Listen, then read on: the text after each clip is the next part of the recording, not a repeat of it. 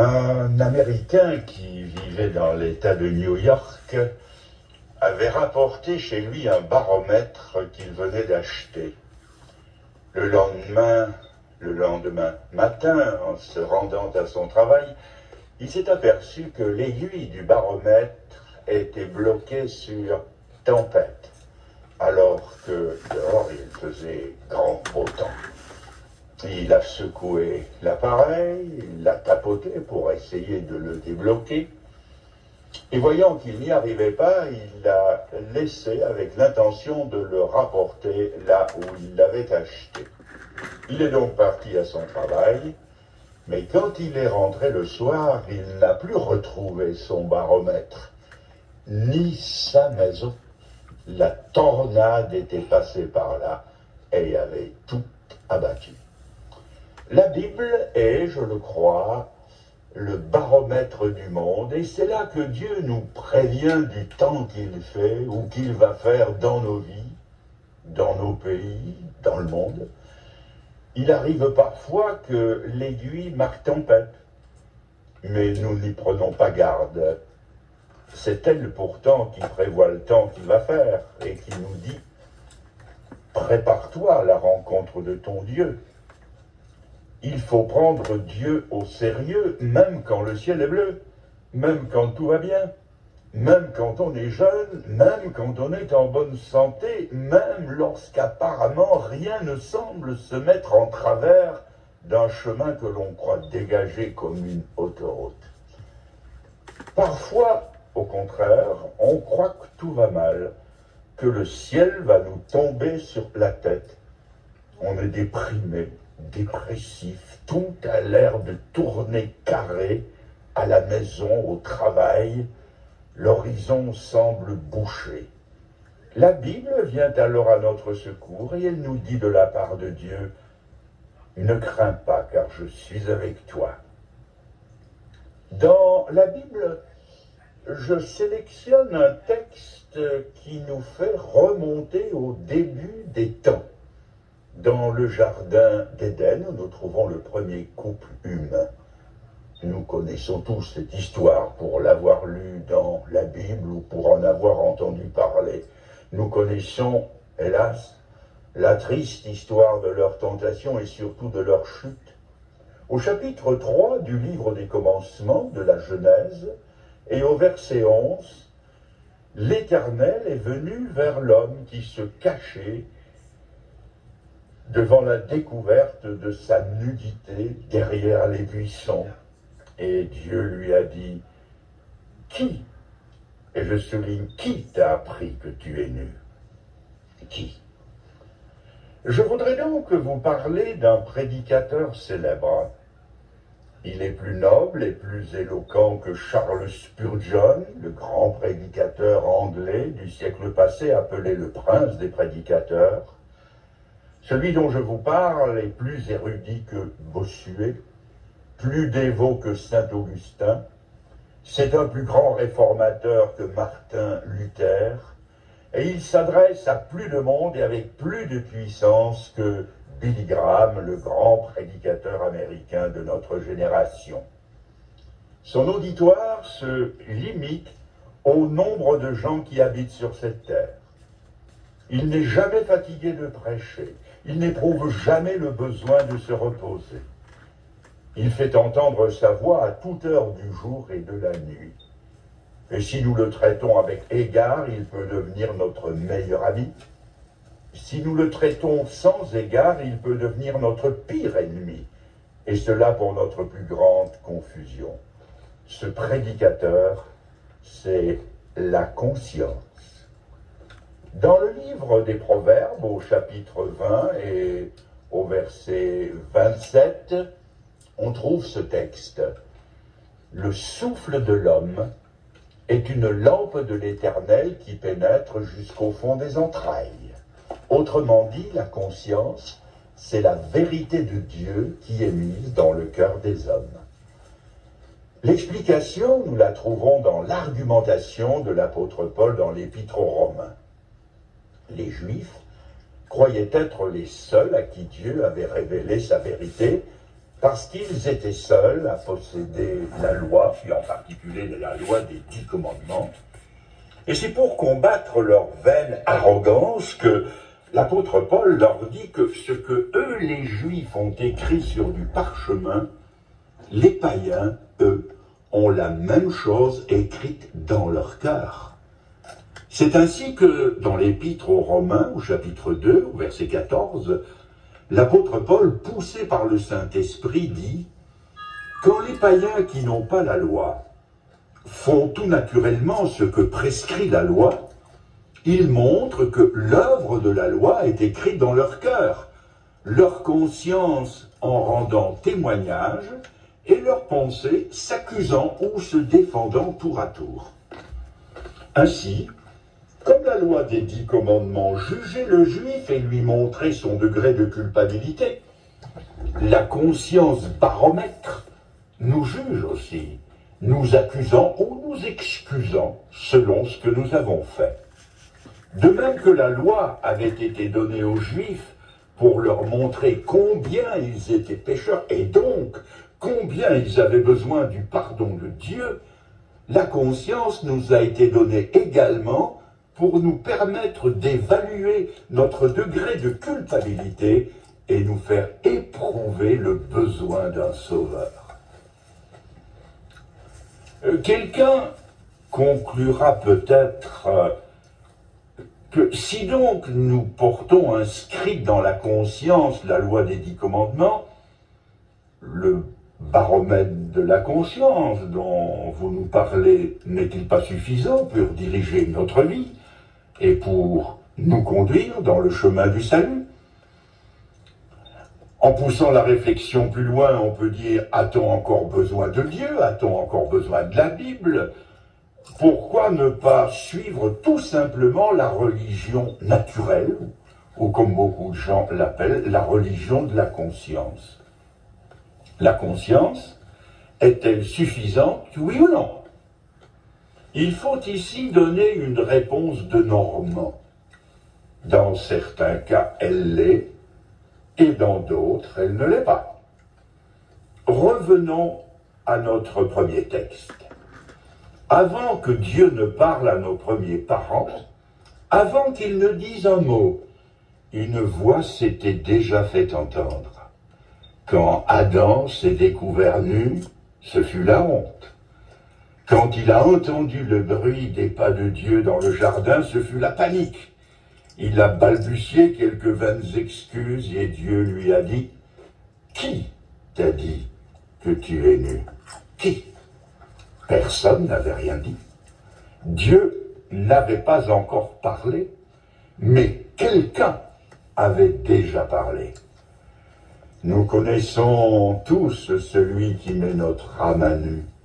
Alors que des lèvres nous nous excusons, il y a quelqu'un à l'intérieur de nous qui tient un autre langage que celui de nos lèvres. Et ce quelqu'un qui a parlé à Adam de son péché et qui nous en parle, il s'appelle la conscience. Beaucoup plus tard, nous trouvons un homme qui glissait dans la nuit noire, en proie à un combat intérieur intense et violent.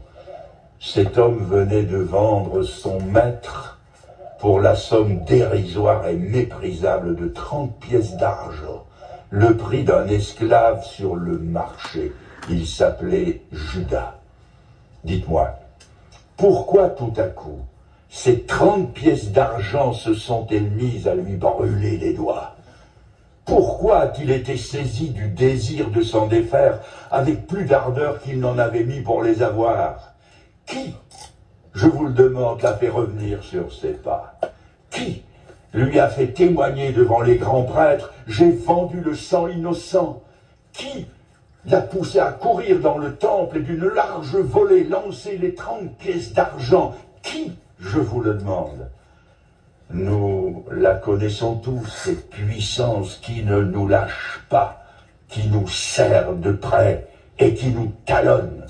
Elle s'appelle la conscience. Le matin du jour où Judas a trahi son maître, Un combat analogue se livre dans l'âme d'un autre disciple du Seigneur, c'est Pierre. Pierre qui affirmait devant tous que si tout le monde l'abandonnait, lui, Pierre, ne l'abandonnerait jamais. On connaît la suite. Pierre est entré dans le prétoire et s'est chauffé au brasier des soldats romains. Et quand un serviteur est venu lui dire « Mais tu es de ses disciples, toi ?» Il a répondu une première fois « Je ne le connais pas ». Il l'a renié une deuxième fois, et puis la troisième fois, avec imprécation, c'est-à-dire en prenant le ciel à témoin qu'il ne connaissait pas le Seigneur Jésus. À ce moment-là, le coq a chanté. Le Seigneur s'est retourné, a regardé Pierre, et Pierre est sorti pour pleurer amèrement. Dites-moi ce qui lui arrache des larmes. Qui lui fait monter à la gorge des sanglots, ça fait des boules qui font mal? Qui lui fait maintenant évaluer la monstruosité de son acte? Nous le connaissons tous, celui qui nous donne toujours la mesure exacte de nos péchés, c'est la conscience. Ailleurs, dans l'Évangile, nous trouvons une femme prise en flagrant délit d'adultère. Les pharisiens la traînent devant le Seigneur dans l'intention de le coincer en lui posant perfidement la question « La loi de Moïse nous ordonne de lapider de telles femmes, et toi, que dis-tu » Le Seigneur leur a dit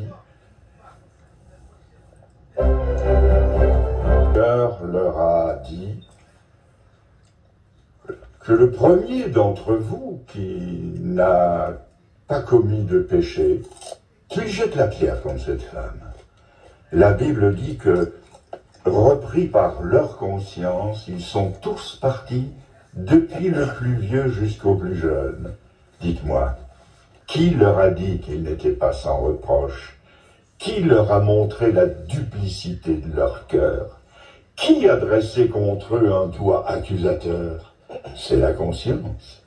Et devant cet accusateur, eux qui, l'instant d'avant, accusaient cette femme, se sont sentis repris. Et ils sont partis, à commencer par les plus vieux jusqu'aux plus jeunes, sans doute parce que les plus vieux avaient une conscience plus chargée. Ainsi, il est vrai, la conscience est suffisante, bien suffisante pour nous montrer notre degré de culpabilité et nous faire éprouver le besoin d'un sauveur. Mais il faut revenir, je dois revenir à notre réponse de Normand. Après avoir dit oui, il faut parfois dire non. Non, elle peut ne pas être suffisante. Elle a parfois besoin d'être éclairée par une lumière plus sûre. La conscience, parfois, peut être endormie. Alors elle a besoin d'être éveillée. Parfois la conscience de certaines personnes est élastique, en super gomme de caoutchouc. Elle semble ne jamais atteindre le point de rupture. Elle a alors besoin d'être remise sur une mesure étalon plus exacte. Parfois, la conscience est déformée, alors elle a besoin d'être remise sur forme. Nous en trouvons un exemple dans la vie du roi David. David était un homme remarquable. Il est appelé le serviteur de l'Éternel, et quand Dieu en parle, il parle de lui comme « mon serviteur David ». Lorsqu'il était encore relativement jeune, et qu'il était déjà oint en vue d'être roi d'Israël, Saül, le monarque régnant, voyant en lui un dangereux rival, en voulait à sa vie. Pendant des années, il l'a poursuivi pour le tuer. David dut fuir dans les bois, dans les montagnes et dans les déserts. Partout où il avait sur les talons cet homme qui lui vouait une haine mortelle.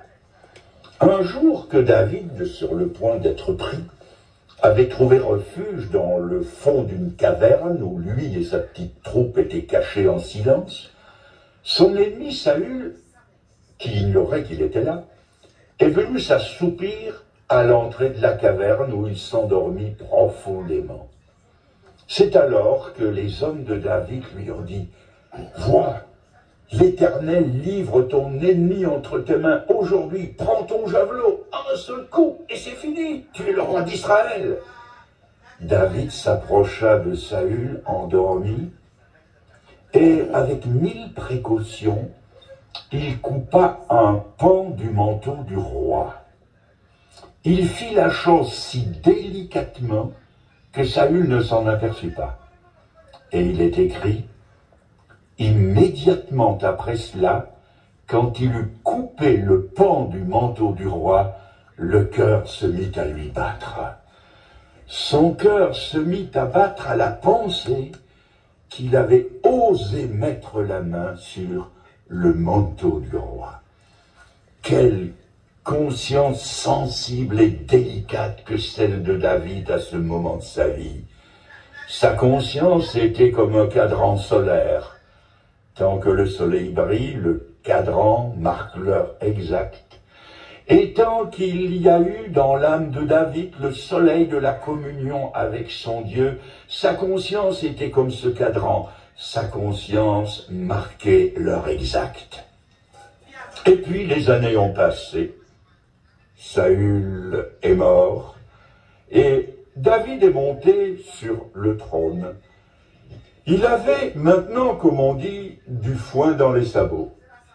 Mais les nuages du péché se sont interposés entre lui et son Dieu. Ne recevant plus tout à fait la lumière d'en haut, il n'a plus ressenti les choses de la même façon. Et un jour, tandis que ses armées étaient en campagne, lui, le premier soldat d'Israël, flânait à Jérusalem sur le toit de son palais.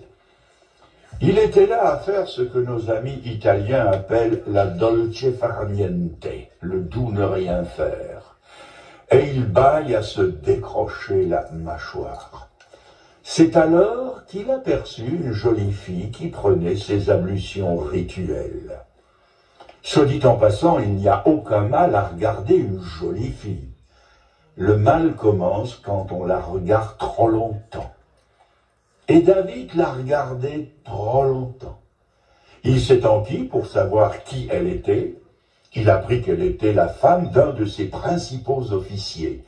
L'affaire aurait dû se terminer là et ne pas aller plus loin. Mais il a été plus loin. Et dans ces cas-là, aller plus loin, c'est toujours aller trop loin. David est d'autant plus inexcusable que, selon la coutume de l'époque, il avait déjà plusieurs épouses.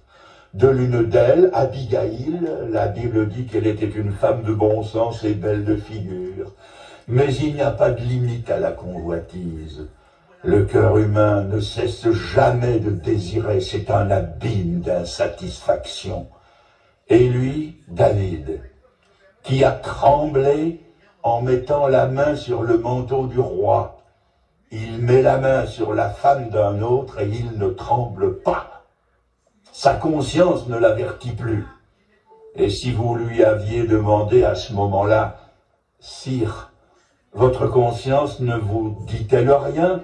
il vous aurait dit, « Moi, monsieur, ma conscience est en paix. » En réalité, elle était en panne. Et il faudra la parole de Dieu pour la dépanner. Et David coule des beaux jours avec sa belle, et sa conscience est endormie au point qu'elle ne proteste plus. Et ce qui devait arriver, arriva.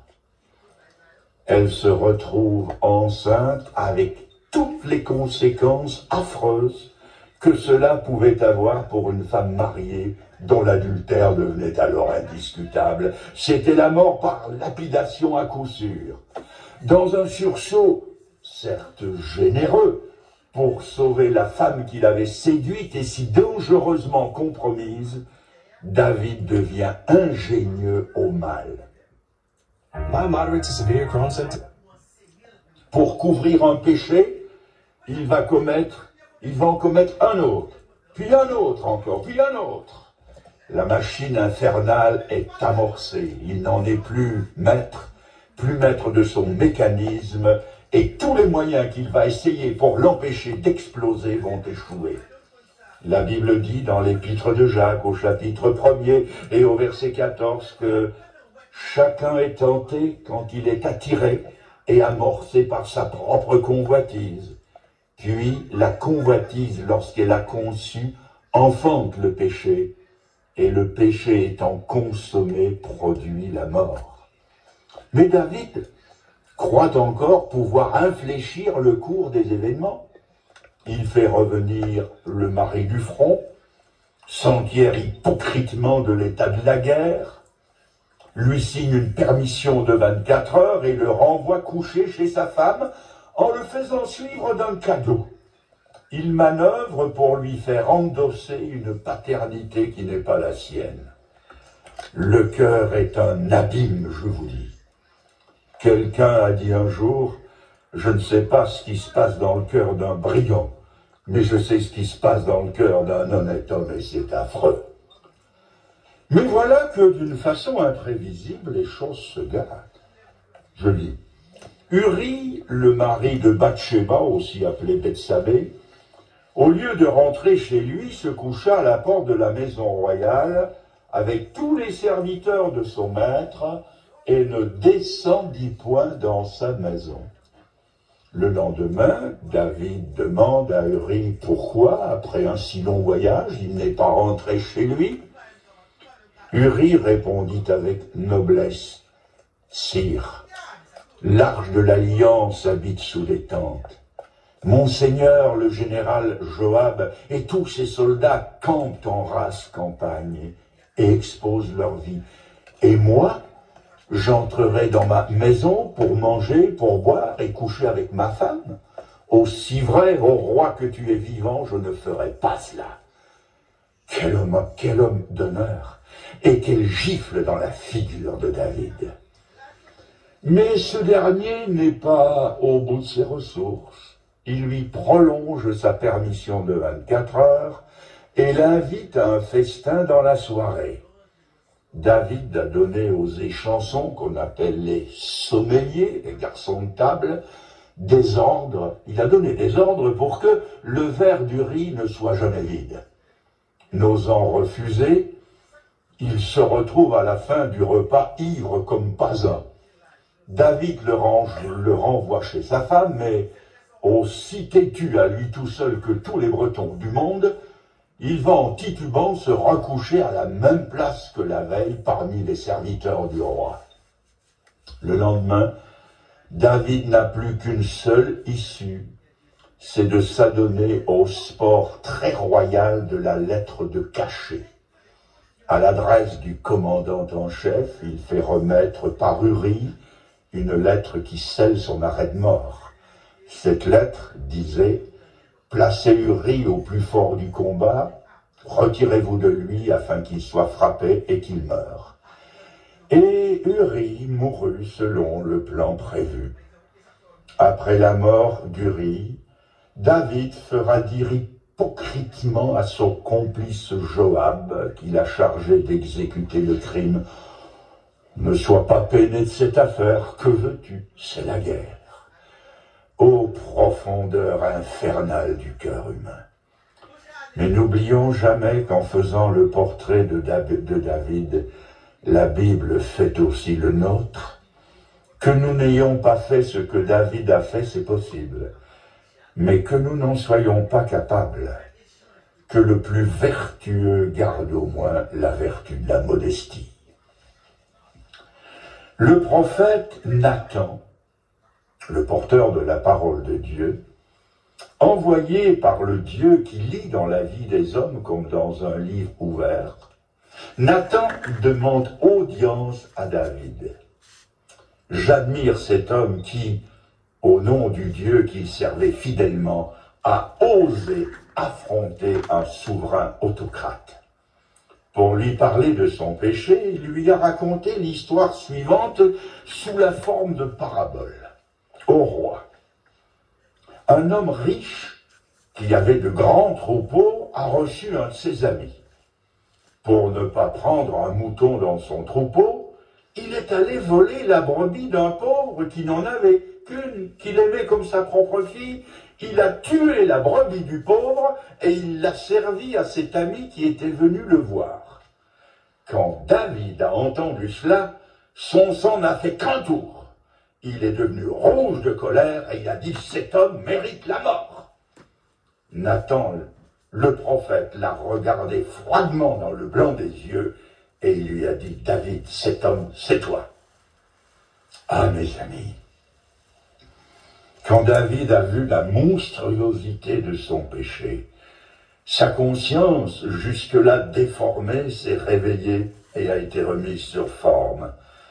David s'est abîmé dans une repentance aussi profonde que sincère. C'est le psaume 51 qui nous rapporte cet épisode de sa vie. Voilà en résumé comment il exhale sa douleur.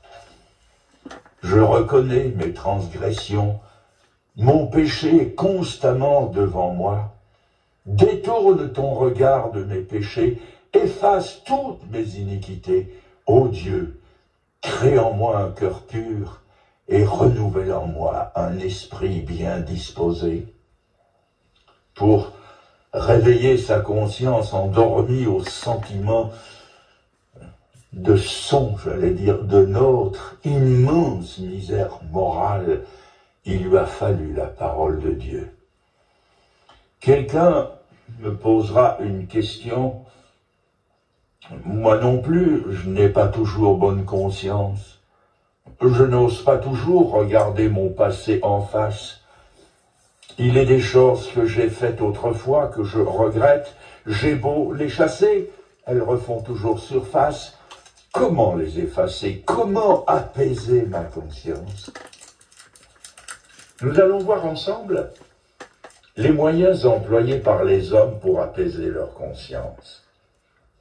Dans le psaume 139, à partir du verset 7, nous trouvons un homme qui est traqué et qui veut fuir une présence qui le gêne. Où irai-je loin de ton esprit et où fuirai-je loin de ta face? Cet homme va essayer 4 moyens. Le premier, c'est celui-ci. Si je monte aux cieux, tu y es. Et qu'est-ce qui nous fait monter aux cieux vers Dieu? C'est bien sûr, vous l'avez deviné, la religion. Le mot religion veut dire relier, relier à Dieu, bien sûr. Est-ce que la religion peut apaiser la conscience d'un homme? Est-ce que la pratique des rites, l'assistance aux offices, les prières, les pèlerinages, éventuellement l'entrée dans les ordres ou le ministère, est-ce que tout cela peut apaiser la conscience de quelqu'un? Je vous cite ce qui est écrit dans l'Épître aux Hébreux au chapitre 9, verset 9, et je le cite dans la version catholique des moines de Maretsu. Les dons et les sacrifices qu'on offre sont incapables de justifier la conscience de celui qui offre un culte. Et la preuve, c'est que c'est toujours à recommencer.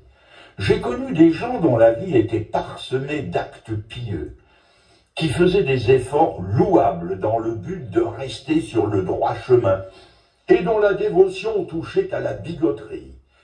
Mais rien ne pouvait leur donner une conscience sereine. Pourrions-nous atteindre le nirvana si cher aux religions orientales que notre conscience serait encore là pour nous attendre et pour nous accuser? Non, la pratique même scrupuleuse de la religion, fût-elle la meilleure, ne peut apaiser notre conscience. Deuxièmement, cet homme va essayer un autre moyen. Puisque la religion ne suffit pas, il parle de la mort, il pense à la mort. Si je me couche au séjour des morts, donc toujours dans le sens de fuir, si je me couche au séjour des morts, qui voilà? Se réfugier comme Judas dans le suicide, est-ce que cela apaise la conscience? Lisez l'évangile de Luc au chapitre 16, l'histoire du mauvais riche et de Lazare, de cet homme qui a vécu toute sa vie dans l'abondance et dans la jouissance des choses matérielles, il meurt. Et il se retrouve dans le séjour des morts. Mais est-ce que tout est fini pour autant? N'y a-t-il plus qu'une grande caisse en bois de chêne avec des vis en cuivre et 1,50 m de terre par-dessus?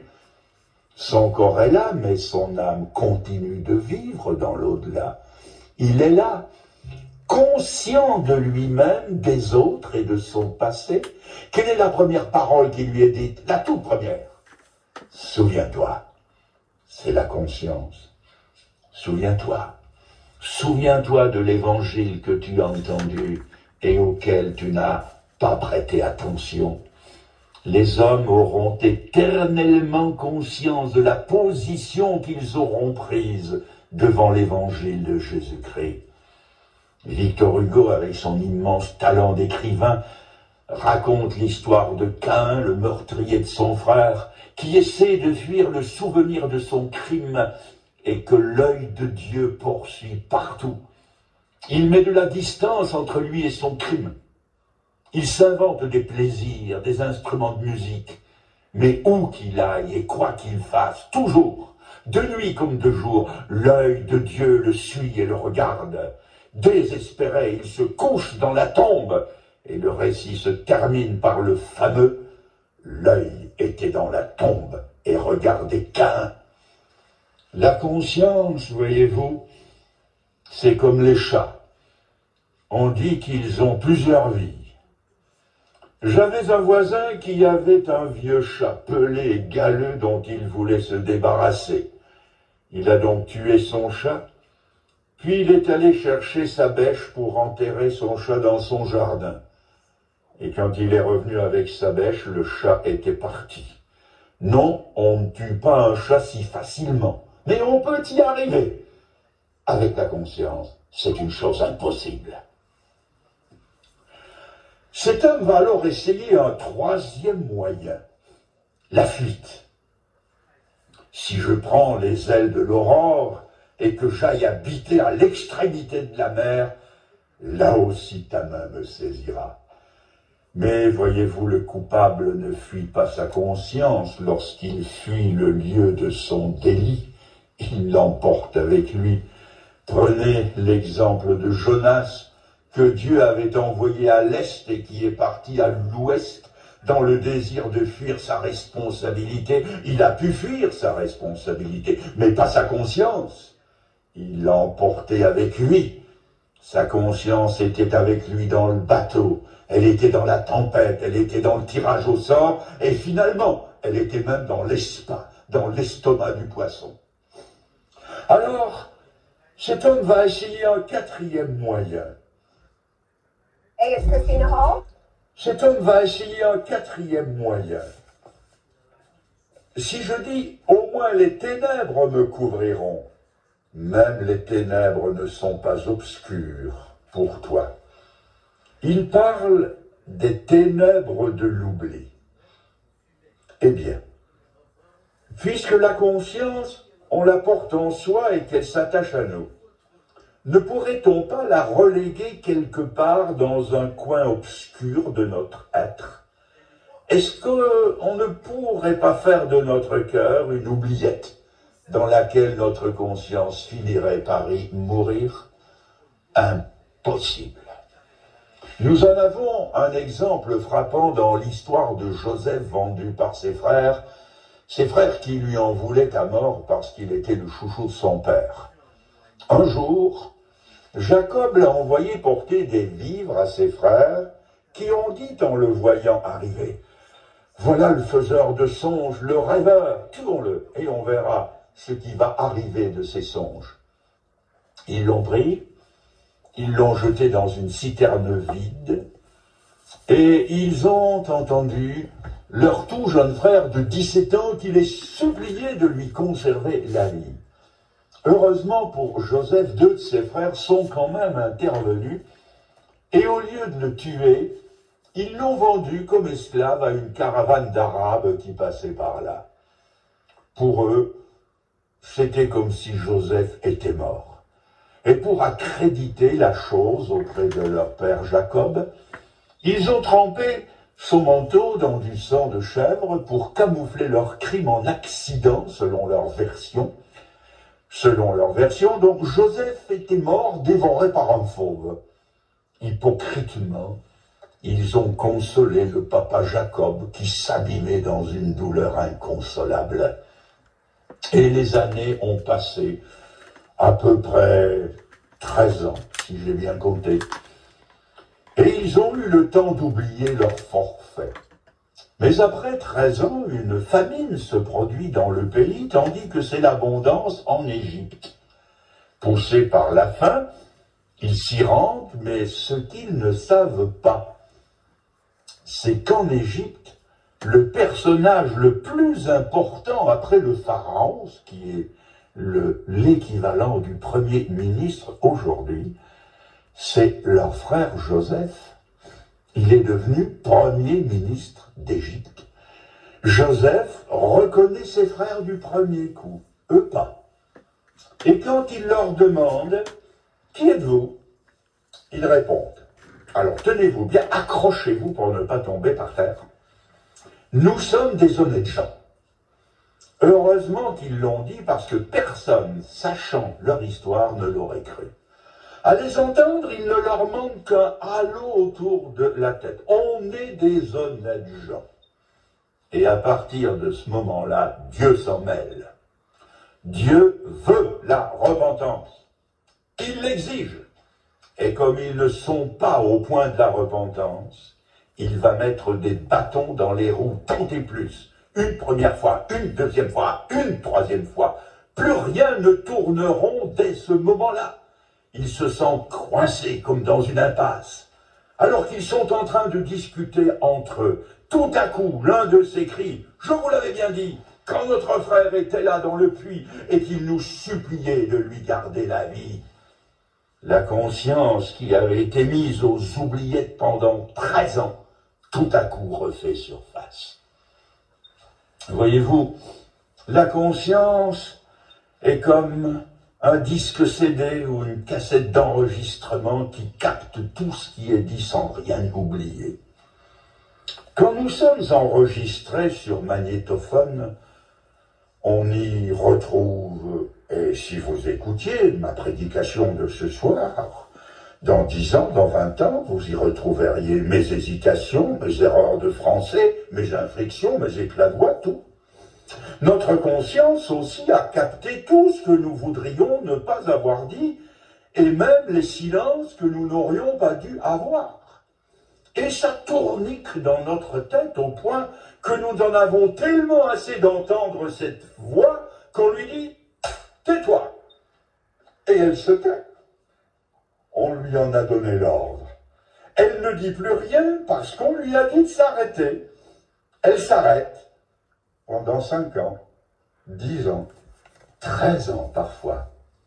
Et tout à coup, on ne sait trop comment, il y a comme un court-circuit dans les bobinages, une étincelle de souvenir qui jaillit et la machine repart au moment où on ne s'y attend pas. Il suffit parfois de peu de choses, un parfum que l'on respire, une mélodie oubliée que l'on réentend, et tout refait surface. Tout est là, imprimé dans la conscience. Encore une fois, qui peut apaiser la conscience? Et la réponse est celle-ci, personne. Personne, pas même Dieu. Parce que Dieu n'apaise pas la conscience. Il la purifie. C'est autre chose. Je vous ai cité tout à l'heure l'épître aux Hébreux. Je vous donne la suite au chapitre 9, au verset 14. Le sang de Jésus-Christ qui s'est lui-même offert sans tache à Dieu. Donc le sang de Jésus-Christ purifiera, je lis, purifiera votre conscience des œuvres mortes. Dieu la purifie par le sang de Jésus-Christ duquel il est écrit, le sang de Jésus-Christ purifie de tout péché. Voyez-vous, la conscience c'est un peu comme une vitre sale, qui n'est pas très propre. plus vous approchez la lumière de la vitre sale, plus la saleté est apparente. Et la grande erreur de certaines personnes, c'est d'essayer de se rapprocher de Dieu en se disant « plus je serai près de Dieu, mieux ça ira ». Or, c'est le contraire qui se produit. Pourquoi? Parce que Dieu est lumière. Et plus je m'approche de la lumière de Dieu, plus je me rends compte que je suis sale. Ce qu'il me faut, ce n'est pas davantage de lumière, c'est un nettoyage de la vitre. Et il n'y a qu'un produit. Excusez le terme, il peut paraître déplacé, mais je l'emploie pour me faire comprendre. Le produit, c'est le sang de Jésus-Christ qui purifie de tout péché. En un mot comme en sang, c'est l'aveu de notre culpabilité, la demande de pardon au Seigneur et la foi en ce sang répandu qui a valeur de purification pour tous ceux qui veulent bien s'en prévaloir. On me demandera peut-être comment faire pour arriver à cette pureté intérieure.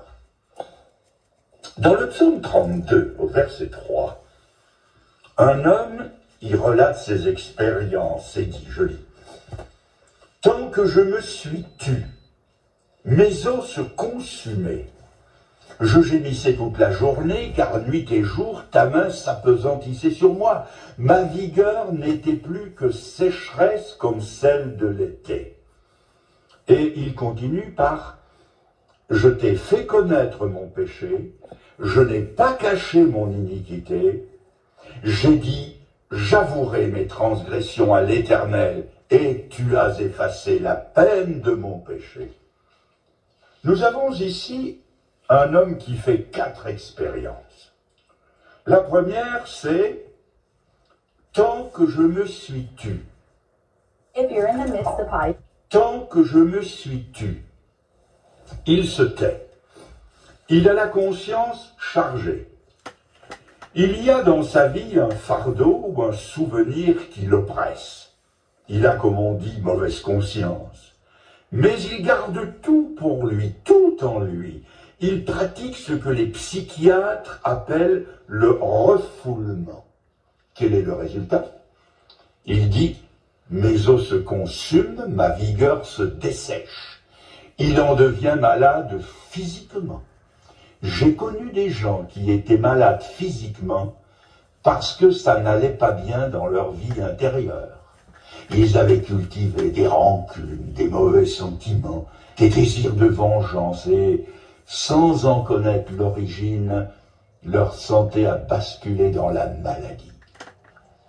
La deuxième chose que cet homme fait, ou éprouve, c'est « je gémissais toute la journée ». Il n'en est pas seulement malade physiquement, il en devient malade moralement. C'est-à-dire que la dépression, ce qu'on appelait autrefois la neurasthénie, est à la porte.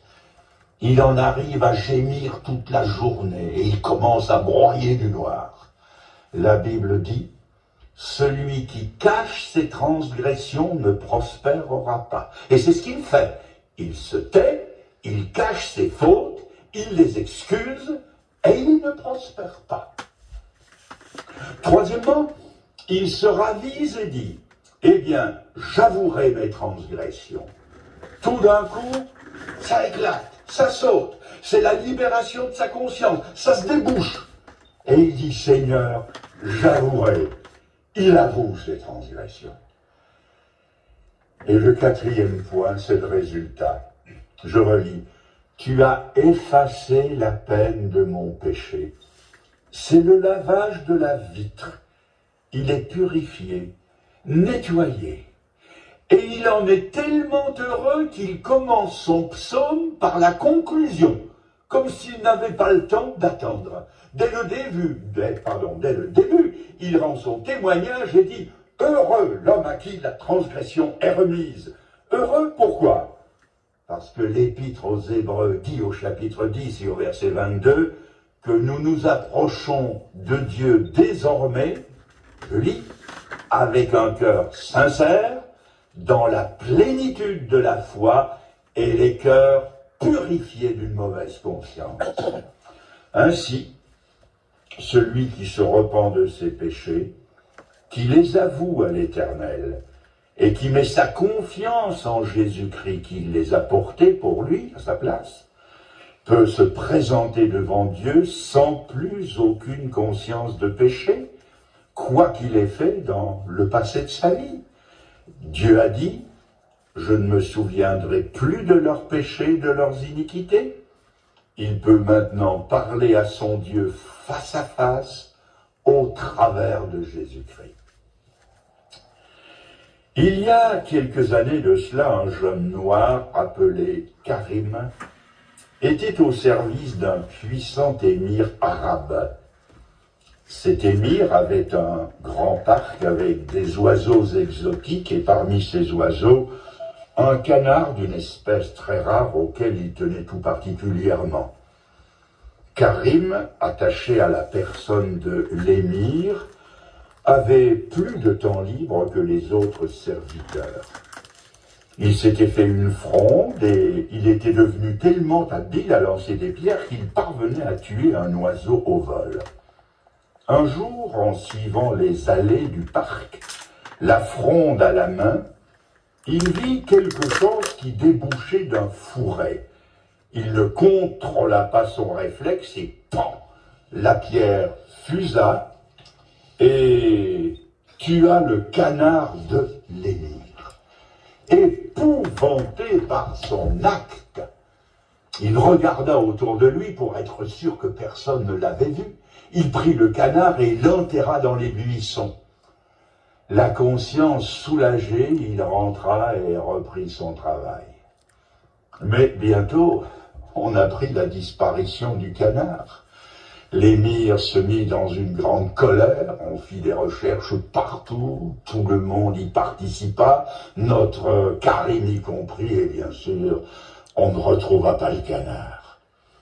Quelques jours plus tard, le cuisinier s'approcha de Karim et dit « Ne voudrais-tu pas aller me chercher un peu d'eau à ma place, au puits ?»« Va chercher de l'eau toi-même, » fut la réponse. Le cuisinier lui susurra insidieusement à l'oreille « Tu te souviens quand tu as tué le canard ?»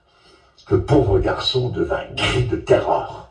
Il dit « Ce n'est pas vrai, j'ai pas tué le canard, je n'irai pas te chercher de l'eau. » L'autre dit « Quand le maître saura qui a tué le canard ?» Le pauvre garçon baissa la tête et alla chercher de l'eau pour le cuisinier à la grande stupéfaction de tous les autres serviteurs, car dans cette société, personne ne faisait le travail de l'autre. De plus en plus, le cuisinier en profitait et travaillait de moins en moins. Chaque fois qu'il y avait une velléité de révolte, le cuisinier disait d'un ton sentencieux « Quand le maître saura qui a tué le canard ?» Un jour de congé où Karim s'était préparé pour rentrer dans sa famille, le cuisinier lui dit « Karim, va me couper du bois pour le feu. »« Je n'irai pas, je suis en congé, je rentre à la maison. »« Quand le maître saura qui a tué le canard ?» Et l'on vit Karim remettre ses vêtements de travail et aller chercher du bois au lieu de rentrer chez lui. Un jour, le pauvre garçon qui avait vieilli de plusieurs années, n'y tenant plus, est allé se jeter aux genoux aux pieds de l'émir et lui a dit « Maître, c'est moi qui ai tué le canard !» L'émir l'a regardé et lui a dit « Ce que tu as fait, Karim, c'est mal, mais puisque tu l'as avoué, nous n'en parlerons plus, je te pardonne. » Karim est sorti de chez l'émir heureux, ayant retrouvé son sourire, paraissant 10 ans plus jeune, et il tomba nez à nez avec le cuisinier, qui, le voyant en si bonne forme, s'est dit « Profitons-en ». Il lui dit « Karim, va me chercher de l'eau ». Et Karim lui dit « Je n'irai plus jamais te chercher de l'eau, c'est fini ». Quand le maître saura, il n'acheva pas la phrase. « il le sait, cria Karim, il le sait, et il m'a pardonné. » car il le sait et il m'a pardonné. Pour terminer, je vous pose maintenant une question personnelle. Dites-moi, mes amis, est-ce qu'il le sait? Avez-vous dit au maître que vous aviez tué le canard? Si oui, vous pouvez rentrer ce soir chez vous avec dans votre cœur le pardon divin, traduit en ces termes, et je cite et je lis là l'Épître aux Romains chapitre 8 verset 1, « Il n'y a plus aucune condamnation pour ceux qui sont en Jésus-Christ. » Mes amis, les gens les plus heureux du monde, ce sont ceux qui savent que Dieu les a entendus et leur a remis leurs dettes. Les gens les plus heureux du monde, ce sont ceux qui savent que s'ils devaient être renversés par un chauffard en traversant la rue qui est en face, l'instant d'après, ils sont dans la présence du Père. Alors, maintenant, pour finir, recueillez-vous un instant, recueillons-nous tous ensemble et faites monter de votre cœur à Dieu cette courte prière, prière que vous pouvez redire au Seigneur comme si elle était la vôtre, à voix basse, intérieurement, lui dire, dites-le intérieurement, dites-lui, Seigneur, je cesse de résister à la pression de ma conscience, dites-lui, je cesse de résister, j'ai péché contre toi et contre mon prochain, je l'avoue, dites-le lui, je l'avoue et je t'en demande pardon. Dites-lui encore, Seigneur, je crois que Jésus-Christ a payé pour moi, que ton Fils a payé pour moi le prix de ton pardon.